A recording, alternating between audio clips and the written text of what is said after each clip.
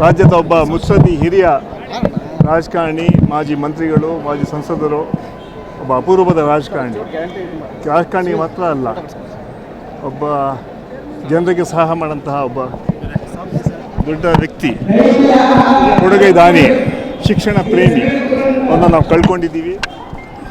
ಅವರು ಮಂತ್ರಿಯಾಗಿ, MP ಆಗಿ ಹಾಗೂ ಒಬ್ಬ ಶಿಕ್ಷಣ ಪ್ರೇಮಿಯಾಗಿ ಶಿಕ್ಷಣಕ್ಕೆ ಹೆಚ್ಚು ಆದ್ಯತೆ ಕೊಡ್ತಾಯಿದ್ರು.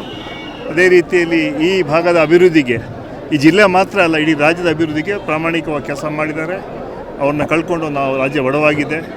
ಅವರು ವಿಶೇಷವಾಗಿ ಅವರು ಮೊನ್ನೆ 3 ತಿಂಗಳವರೆಗೂ ಶಾಸಕರಾಗಿ ಪ್ರತಿಯೊಬ್ಬರನ್ನ ಭೇಟಿ ಮಾಡೋಂಥ ಕೆಲಸ ಮಾಡ್ತಾಯಿದ್ರು. ಇಳಿ ವಯಸ್ಸಲ್ಲೂ ಕೂಡ ಮುಂದೆ ಯಾರೋ ಕೇಳಿದ್ರೆ ಇಲ್ಲ ನೆಕ್ಸ್ಟ್ ಎಲೆಕ್ಷನ್ ನಾನೇ ಕಂಟೆಸ್ಟ್ ಮಾಡೋದು ಹೇಳೋಂಥ ಮಾತನ್ನು ಕೇಳ್ತಾಯಿದ್ರು. ಆ ಒಂದು ಹಂಬಲ, ಲವಲವಿಕೆ ಇತ್ತು ಅವರಲ್ಲಿ. ಕಳೆದ 2-3 ತಿಂಗಳಿಂದ ಮಾತ್ರ ಅವರು ಹಾಸ್ಪಿಟ್ಲ್ ಅಡ್ಮಿಟ್ ಆಗಿ ಅವರ ಹೆಲ್ತ್ ಹಾಳಾಯಿತು. ಇಲ್ಲದೆ ಮೊನ್ನೆವರು ಕೂಡ ಜನರು ಭೇಟಿ ಮಾಡೋದು, ಅವ್ರ ಸಮಸ್ಯೆಗೆ ಸ್ಪಂದಿಸೋದು, ಯಾಕಂದರೆ ಭಾಳ ಕಷ್ಟದಿಂದ ಮೇಲೆ ಬಂದವರು. ಆ ಹಿನ್ನೆಲೆಯಲ್ಲಿ ನಿಜವಾಗ್ಲೂ ಒಬ್ಬ ಆದರ್ಶ ವ್ಯಕ್ತಿ. ಅವರ ಆದರ್ಶಗಳನ್ನ ಇಟ್ಕೊಂಡು ರಾಜಕಾರಣಿಗೆ ಕಲಿಬೇಕು. ಮತ್ತು ಪಕ್ಷದ ಒಬ್ಬ ಸಿದ್ಧಾಂತ ಮೇಲೆ ಇರುವಂಥವ್ರು. ಯಾವತ್ತೂ ಪಕ್ಷ ಬಿಡಲಿಲ್ಲ. ಕಾಂಗ್ರೆಸ್ ಪಕ್ಷದ ಒಬ್ಬ ಕಾರ್ಯಕರ್ತರಾಗಿ, ಮುಖಂಡರಾಗಿ ಕೆಲಸ ಮಾಡಿದ್ದಾರೆ.